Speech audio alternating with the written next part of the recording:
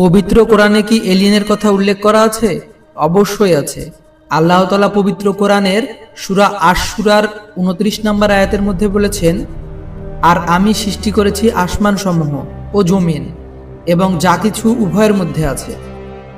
এবং আল্লাহ তাআলা বলেন, আসমান এবং জমিনের উভয়ের মধ্যে এই জীব সৃষ্টি করেছেন, অর্থাৎ শুধু পৃথিবীতেই নয়, আসমান বা মহাকাশেও হতে পারে।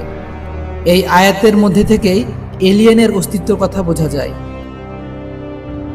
আমেরিকার এক বিমানবন্দরে হঠাৎ ঘটে গেল এক অবিশ্বাস্য ঘটনা, যা পৃথিবীর ইতিহাসে আর কোনোদিনও ঘটেনি।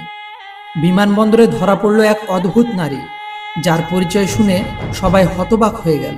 ইমিগ্রেশন অফিসাররা যখন তার কাগজপত্র পরীক্ষা করেন, তখন দেখেন তার হাতে থাকা পাসপোর্টে লেখা আছে দেশের নাম টরেঞ্জা।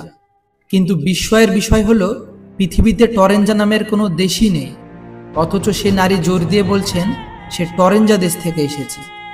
অফিসাররা তার পাসপোর্ট খুলে দেখেন এটি সম্পূর্ণ আসল, সিলমোহর সহ। এমনকি আগেও অনেকবার বিশ্বের বিভিন্ন দেশে সে সেই পাসপোর্ট দিয়ে ভ্রমণ করেছে। এই বিস্ময় আরও বেড়ে যায় যখন তার লাগেজে পাওয়া যায় কিছু অদ্ভুত কয়েন, যার উপরে খোদাই করা 3টি সূর্যের চিহ্ন। পৃথিবীর কোনো দেশের মুদ্রার সঙ্গে এগুলোর কোনো মিলই নেই। এই খবর ছড়িয়ে পড়তেই পুরো আমেরিকা জুড়ে চাঞ্চল্য সৃষ্টি হয়ে যায়। বিজ্ঞানীরা তদন্ত শুরু করেন। এই নারীর মোবাইলে দেখা যায় কিছু রহস্যময় ছবি এবং কিছু ফোল্ডারে লেখা এক অজানা ভাষা, যা পৃথিবীর কোনো ভাষার সঙ্গেই মেল খায় না। যখন বিজ্ঞানীরা তার ডিএনএ পরীক্ষা করেন, তারা আরও অবাক হয়ে যান। তার শরীরে পাওয়া যায় 3 ধরনের ভিন্ন হিমোগ্লোবিন, যা মানুষের মধ্যে আগে কখনো দেখা যায়নি। সেই নারী শুধু বলছিলেন, আমি এখানে বেশিক্ষণ থাকতে পারবো না, আমাকে আমার দেশে ফিরে যেতে হবে। আমাকে কেন এখানে আটকে রেখেছেন? ঠিক তখনই হঠাৎ বিমানবন্দরের সব আলো নিভে যায়, আর আলো ফিরে আসতেই দেখা যায় সে নারী উধাও হয়ে গেছে। তার টেবিলে শুধু পড়ে আছে সেই রহস্যময় পাসপোর্টটি।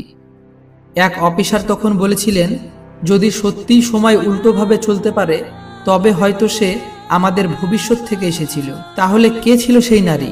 টরেঞ্জা নামক সেই অজানা দেশ কি ভবিষ্যতে বাস্তবেই অস্তিত্বে আসবে, নাকি সে কোনো অন্য গ্রহ থেকে এসেছিল? আপনার কি মনে হয়?